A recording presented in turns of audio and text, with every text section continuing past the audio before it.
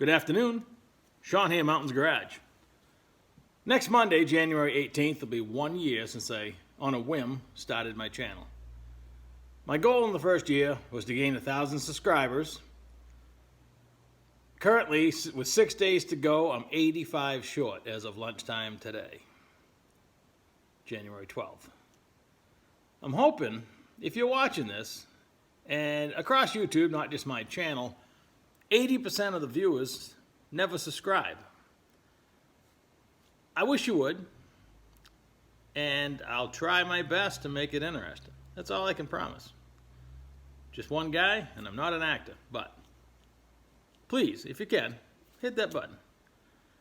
Anyway, the 71 Nova, I haven't worked on it a week or so or updated what I've been doing. As mood, time, and parts allowed, I've done some work on it. Be honest, I haven't got very far, but it's all solving little problems. Because apparently a small block Chevy and a Nova is the hardest combination ever to assemble. It isn't. It shouldn't be. Here we are. I set the engine in about a month ago, but have waited on, for instance, putting the carburetor and the distributor and everything back and hooking up everything else because I wasn't sure if I was going to get a set of headers or have to make a pair. Didn't know where I was at. So last video you saw me buy these headers. I'm pretty happy with them. But I hadn't final installed them because I'm either going to have to dimple the pipe slightly for spark plug clearance or find a shorter spark plug. Now I went back and forth, and the actual so-called shorty header plugs by a cell in a 3/4 reach gasket seat. There's only two choices. And they pretty much wipe out $60. So I went back and forth for a week and did other things. Finally, I sucked it up and ordered the set around midnight one night. Figured it would help forward progress. They're the identical length to my NGKs that I already had.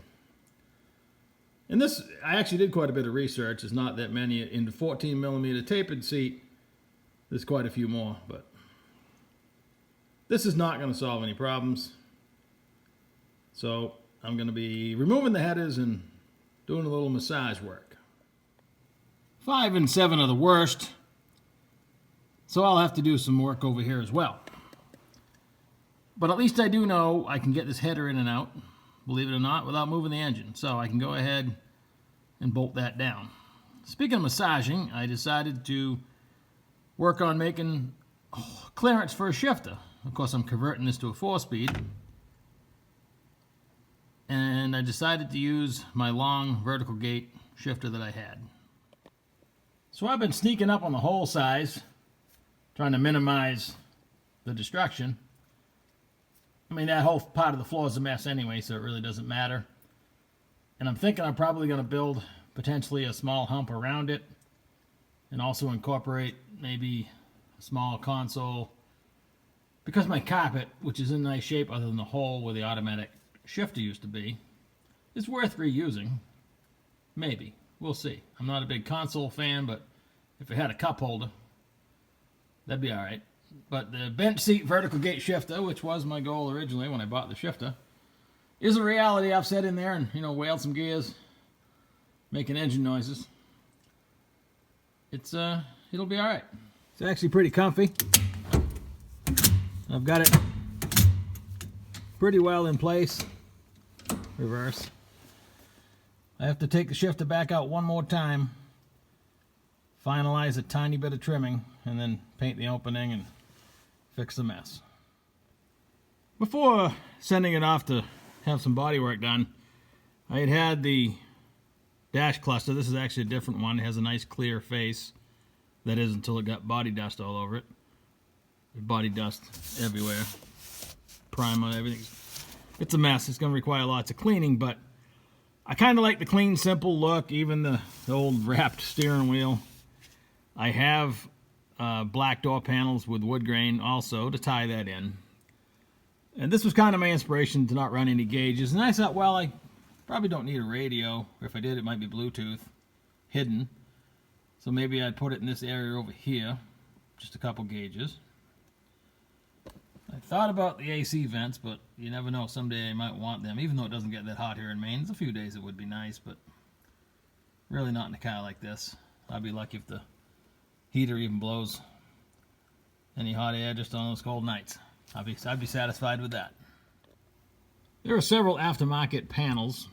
The Autometer version, which is one for sale here locally, pretty decent price. That's what got me thinking about it this morning. It replaces your stock dash piece, and from what I've seen, they're typically broken. This one's broken where the washer switch connects on the back, which is pretty common in a Nova. So that would need to be repaired. Probably going to be screw holes on this side to repair it properly. Not a big deal really, but I kind of like the simple look. Up there in the Nova, which I can't access right now, I don't want to anyway, I bought a panel that actually screws in behind, if you can see my black finger here. It replaces the stock speedo and gauges, and it puts aftermarket gauges in there. I have that all set up for the other car. This is full of switches over here. Everything is all switches in that car. My buddy did some work on it. Looks pretty good. He did the switches and stuff. And I temporarily mounted the gauges. I stole the gauges out of the Model A just to try them in the little panel. And there's not a lot of opening here, and they did their best to line them up. But, you know, in some cases you kind of got to see the bottom of the gauge. But your general perspective where the gauges run in their normal operating range isn't bad. That's a pretty decent option. I have more gauges. I could just build my own, but it got me thinking about gauges this morning and the cluster and everything else because I saw that one for sale. And then he dropped the price $50 in the ad, so got me thinking even harder. But I don't think I want to deal with that plastic Autometer thing, so who knows? So my immediate plans, which I can start doing anytime, I can now hook up everything under the hood because I know the headers will come in and out. I'm just going to fix them and make it all work. I can't assemble something that's going to immediately burn a plug wire. That's just going to make me upset down the road, so I got to fix it now. But I'll deal with that. So I'll connect everything under here, and it'll be ready to run. Inside the car, again, I got to pull the shifter out one more time as soon as I get done playing with the camera here. Finish up that hole. But the interior itself, I mean, the green bench seat is usable. The back seat, which is in the other room here in the garage, I'm going to attempt to upholster it. I have black. I don't have any green. I'm not even going to try it in green. I'm just going to go ahead and do it in black. It's half spray painted black anyway. It's a mess. The entire interior here is a mess. I already bought a green headliner when I was thinking green because the car was going to stay the way it was. So I'm just going to put it in. I've never done a headliner. There's no sense buying a black one just because I might want a black one and leave the green one sitting around forever. So how often do you look up and it's going to look better than this, I hope. Again, I've never done one, but I left the windshield and rear window out on purpose. I'm just going to fight a headliner in it. And maybe I'll be better on the second one. Maybe I'll be good the first time. I've never done it. How hard can it be? Or how horrific can it be? The kick panels are terrible, so every piece of vinyl I take out, I probably will paint black. Or do something with, because they look pretty bad. The dash was already dyed black, I assume, before I got it. Or it might be a black dash, I don't know. It's perfect. That part of the dash. But the metal part of the dash itself needs paint, and the fender was put on without being painted underneath. And yeah, so I'll just fix this up as best I can. It's only going to be a good driver anyway. It's all we're really shooting for.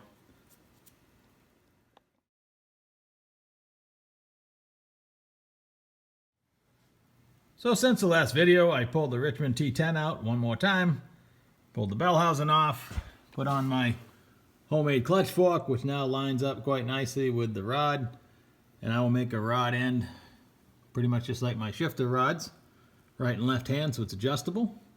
I'm going to have to tweak the Z-bar a little bit, but that's minor. It's going to fit. I purposely installed all these bolts facing rearward, so the one that interferes with the oil filter wouldn't. It does interfere if I go the other direction, but it won't allow me to install it with the oil filter on there, so that'll have to remain open until such time I change the oil. You know it bothers me, but there's nothing I can do. I'm also thrifty at the same time. I can't tell you how many times I've had the shifter in and out, and I'm glad to say I only have to do it one more time. I found the easiest way is to have the crossmember out, shove the shifter up through the hole, and lay it on the floor with the rods hanging down through and it kind of catching the transmission. That allows me to bolt the bracket on the tail housing, and then I can take the shifter, and it has 2 bolts that come through that direction to secure it, and there's room to do it in pieces like that. To be honest, I haven't tried it with the new hole that it's actually going to run with, so maybe it would go in one piece, but I've gotten used to doing it this way. But I need to trim just a little bit more right there. It technically clears, but I don't want there to be any question. You can see I've had to massage a little bit here. I'll smooth all this up and paint it again. It's just black paint, that's no big deal. But all in all, straight rods and all, she's in there. I've been messing with driveline angle since I put this whole mess together. And with the stock dimension mount, on the stock crossmember, this yoke was touching the floor. Of course, the original yoke was a 1310 series. This is a 1350 series, so it's bigger by ½ an inch, which factors in. And the engine just everything wasn't comfortable with that up in its stock position. This header in particular would run right into the crossmember, but now that I've lowered it slightly, everything's going to clear. It's tight, but it's okay. You got a finger's width will probably get you through.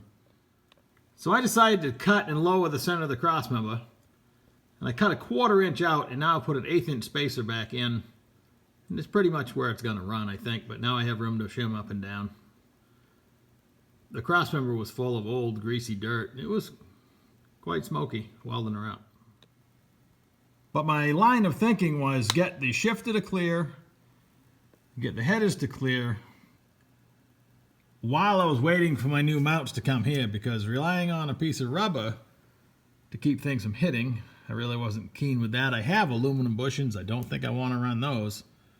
So I'm going to put new bushings up here when they show up. Could be today. I don't know when. I had a pretty good streak going between Thanksgiving and Christmas where everybody was saying that their orders were held up. And mine were all coming through except for 2. I ordered a manual and the washer rebuild kit for this car. Manual, for a transmission manual. That's just random, but they took over a month to get here. And I've got 5 or 6 other parts currently hung up. You watch the tracking. One went from Philadelphia, Pennsylvania to Little Rock, Arkansas. And that's a long ways from Maine. That's the wrong direction. So this is all the post office. Everybody else is getting stuff done pretty good. This is a different stock crossmember, but the one in the car, I cut a 6-inch slit twice, so it would be a 1/4 inch. And then with a flat piece of flat bar in the press, I just pressed it down flat and welded it back up. And then I can shim the angle where I want it. It was just too hot, too tight. The transmission was right into the floor with the stock stuff. And I don't know why, other than my rear bushings are questionable, but even with new bushings, I think it would have been tight. Long before having a paint job became a reality on this car, they're just going to be a fast beater. So I built this 9-inch housing from a housing my brother gave me. It was a full floating Grand National style. I think the ends were already cut off. I actually had to widen it. If you look closely, you can see I actually put a chunk in both sides. And some 31 spline axles.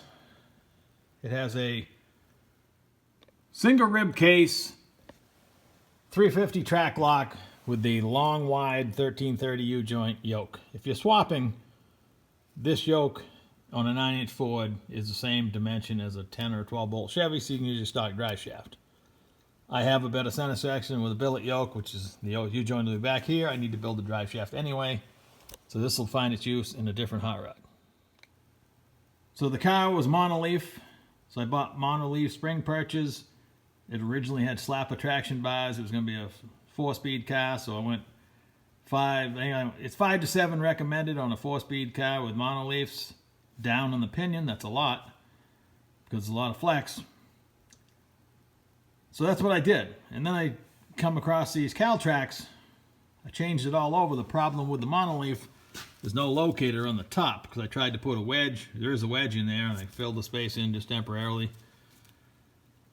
There's not a through bolt in these. I actually welded a wedge on. There's only a locator on the bottom, and it locates off this bottom plate. Excuse the dust. So I don't like any of it, so it's gonna go. A few summers ago, I bought an entire front and rear suspension out of a Nova that was nearly new.